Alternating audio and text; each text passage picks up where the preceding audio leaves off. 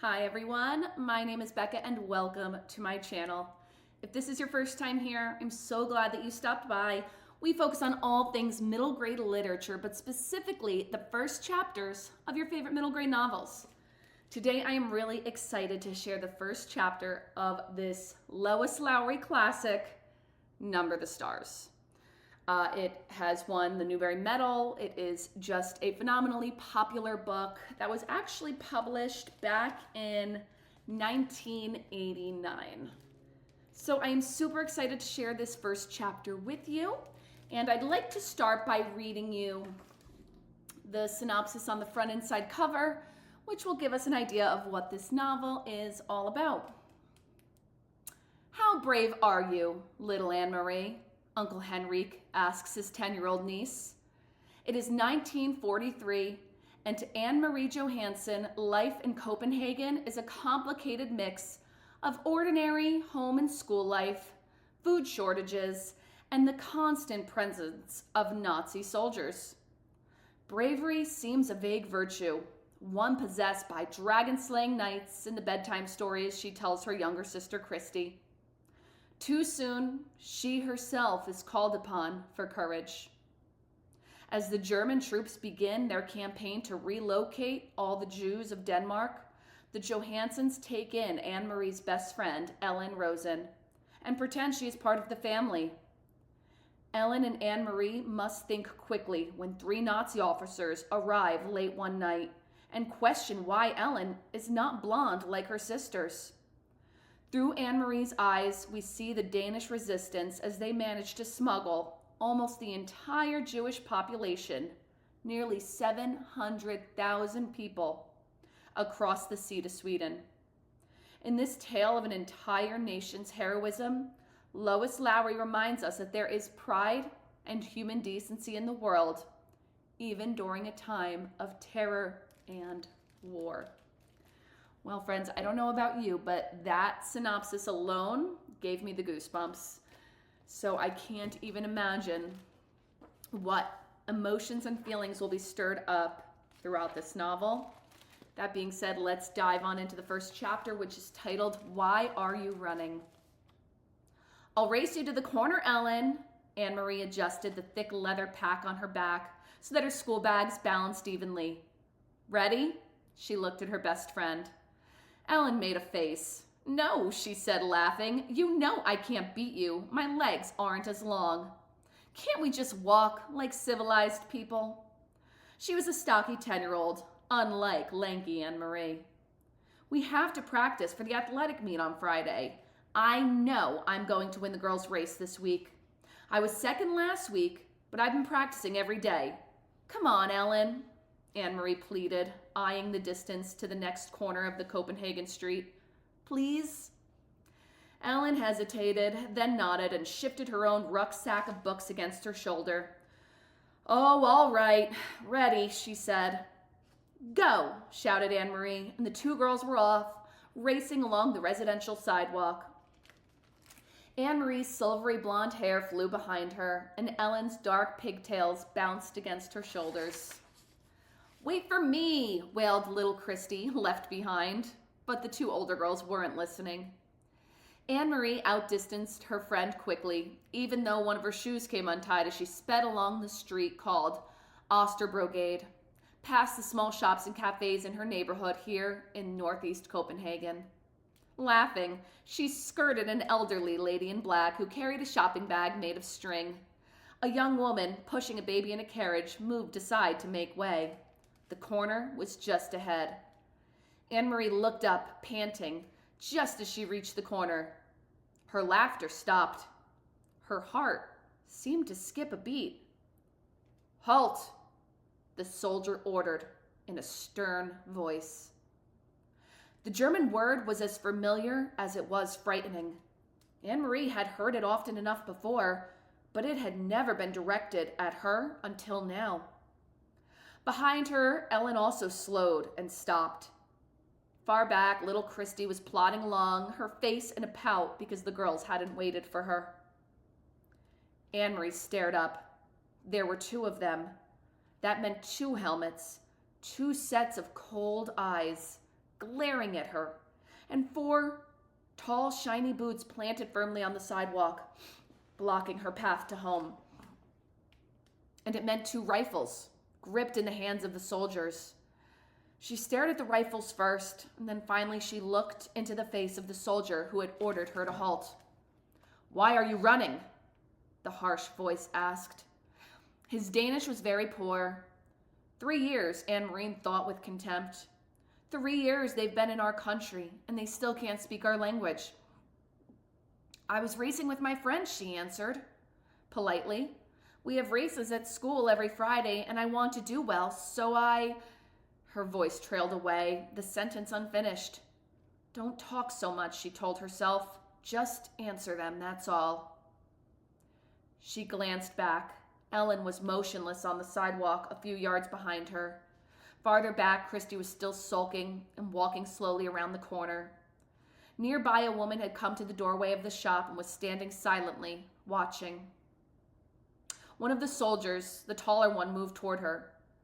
Annemarie recognized him as the one she and Ellen always called, in whispers, the giraffe, because of his height and the long neck that extended from his stiff collar. He and his partner were always on this corner. He prodded the corner of her backpack with the stock of his rifle. Annemarie trembled. "What is in here?" he asked loudly. From the corner of her eye, she saw the shopkeeper move quietly back into the shadows of the doorway, out of sight. "School books," she answered truthfully. "Are you a good student?" the soldier asked. He seemed to be sneering. "Yes." "What is your name?" "Annemarie Johansen." "Your friend, is she a good student too?" He was looking behind her at Ellen, who hadn't moved. Annemarie looked back too and saw that Ellen's face, usually rosy-cheeked, was pale, and her dark eyes were wide. She nodded at the soldier. "Better than me," she said. "What is her name?" "Ellen." "And who is this?" he asked, looking to Annemarie's side. Christy had appeared there suddenly, scowling at everyone. "My little sister." She reached down for Christy's hand, but Christy, always stubborn, refused it and put her hands on her hips defiantly. The soldier reached down and stroked her little sister's short, tangled curls. "Stand still, Kirsty," Annemarie ordered silently, praying that somehow the obstinate 5-year-old would receive the message. But Kirsty reached up and pushed the soldier's hand away.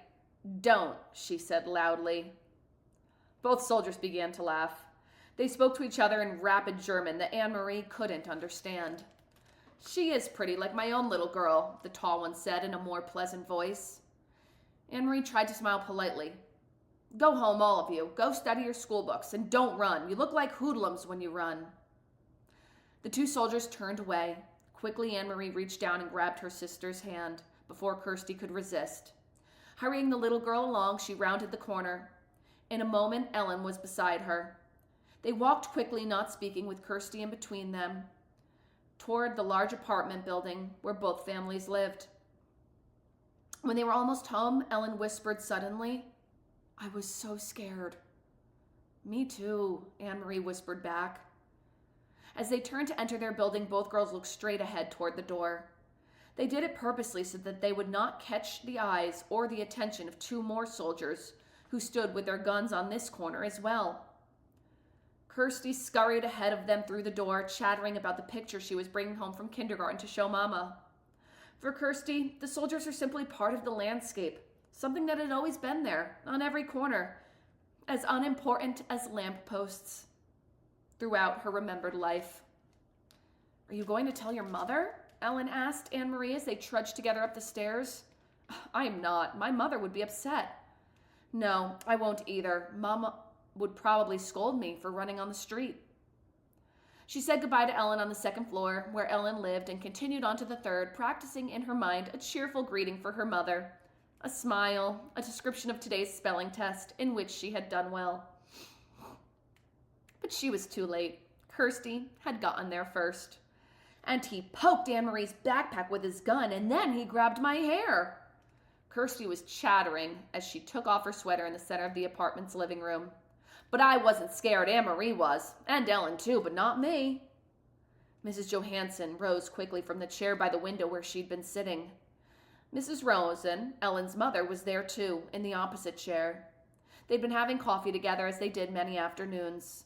Of course, it wasn't really coffee, though the mother still called it that, having coffee. There had been no real coffee in Copenhagen since the beginning of the Nazi occupation. Not even any real tea. The mother sipped at hot water flavored with herbs. Annemarie, what happened? What is Kirsty talking about? Her mother asked anxiously. Where's Ellen? Mrs. Rosen had a frightened look. Ellen's in your apartment. She didn't realize you were here, Annemarie explained. Don't worry, it wasn't anything. It was the 2 soldiers who stand on the corner of Osterbrigade. You've seen them. You know, the tall one with the long neck, the one who looks like a silly giraffe. She told her mother and Miss Rosen of the incident, trying to make it sound humorous and unimportant. But their uneasy looks didn't change. I slapped his hand and shouted at him, Kirsty announced importantly. No, she didn't, Mama, Annemarie reassured her mother. She's exaggerating, as she always does. Mrs. Johansen moved to the window and looked down to the street below. The Copenhagen neighborhood was quiet. It looked the same as always, people coming and going from the shops, children at play, the soldiers on the corner. She spoke in a low voice to Ellen's mother. They must be edgy because of the latest Renaissance incidents. Did you read in the De Frie Dansk about the bombings in Hillerød and Nørrebro?